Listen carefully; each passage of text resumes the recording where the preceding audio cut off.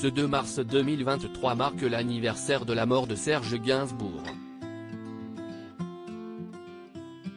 Sa fille Charlotte, née de ses amours avec Jane Birkin, a choisi de lui rendre hommage en faisant du 5 bis rue Verneuil, sa dernière résidence, un musée pour les nombreux fans de l'artiste disparu. L'occasion de se replonger dans les souvenirs et l'héritage artistique de son célèbre papa.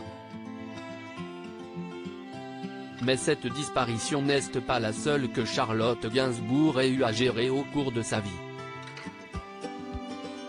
Il y a près de 10 ans, la compagne d'Ivan Attal prenait la décision de quitter Paris pour s'installer à New York. Un choix nécessaire pour son bien-être et son équilibre, elle qui venait de perdre sa demi-sœur Kate Barry. La photographe est morte après avoir chuté du balcon du nouvel appartement qu'elle occupait dans le 16e arrondissement de Paris. Elle avait 47 ans. Cette disparition, Charlotte Gainsbourg ne s'en est jamais vraiment remise, si est-il la raison pour laquelle elle s'est installée dans la grosse pomme pour se reconstruire. Mais cette nouvelle vie, Charlotte ne l'a pas forcément bien vécue tout de suite. Dans une interview accordée au magazine Marie-Claire, la maman de Ben, 25 ans, Alice, 20 ans et Joe, 11 ans a fait part du sentiment qu'elle a ressenti vis-à-vis de sa mère en quittant Paris. « Je vivais à New York avec en moi une grande culpabilité d'être partie là-bas alors qu'on venait de perdre ma sœur, donc sa fille, comme si j'avais abandonné ma mère pour me sauver moi-même. »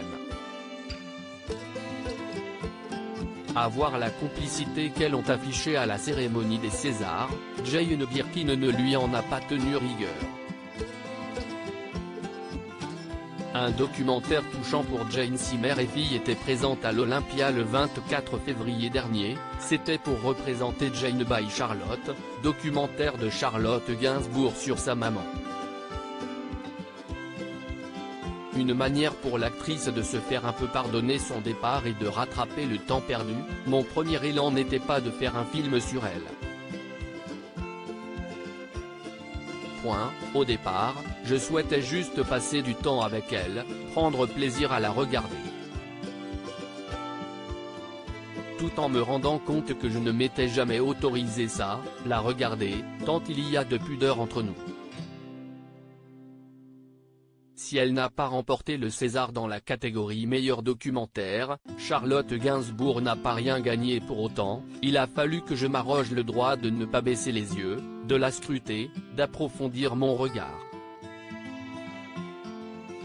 Je n'ai rien appris sur elle, ce n'était pas le but, mais j'ai appris à mettre des mots sur notre relation. Un lien précieux, si est certain.